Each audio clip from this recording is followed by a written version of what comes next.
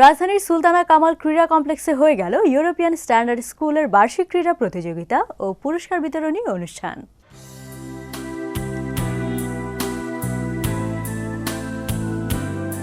রাজধানীর ধানমন্ডি সুলতানা কামাল ক্রীড়া কমপ্লেক্সে ৮ ও ৯ ফেব্রুয়ারি ইউরোপিয়ান স্ট্যান্ডার্ড স্কুলের বার্ষিক ক্রীড়া প্রতিযোগিতা অনুষ্ঠিত হয়।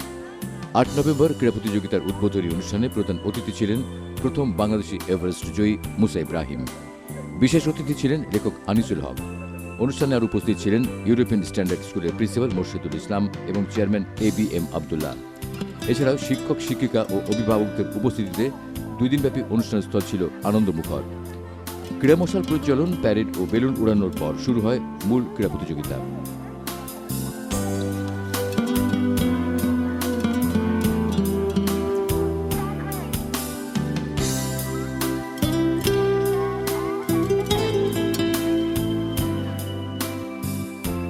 প্রতিযোগিতায় বিভিন্ন খেলার পাশাপাশি খুদে শিক্ষার্থীদের যেমন খুশি তেমন সাজো উপস্থিত সবাইকে মুগ্ধ করে।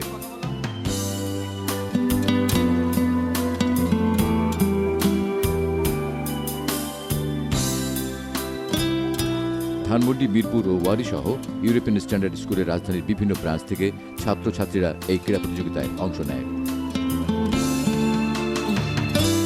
আমরা আজকে আমাদের স্কুলের বার্ষিক ক্রীড়া প্রতিযোগিতার আয়োজন করেছি এবং আমরা বিশ্বাস করি যে লেখাপড়ার পাশাপাশি আমরা যদি আমাদের সন্তানদের শারীরিক দিক থেকেও একটা ক্ষেত্র তৈরি করতে পারি তাহলে ওরা মানসিকভাবে এবং শারীরিকভাবে বেড়ে উঠবে এবং সেটাই আমাদের প্রত্যাশা এবং সেই কারণে আমাদের আজকের এই আয়োজন।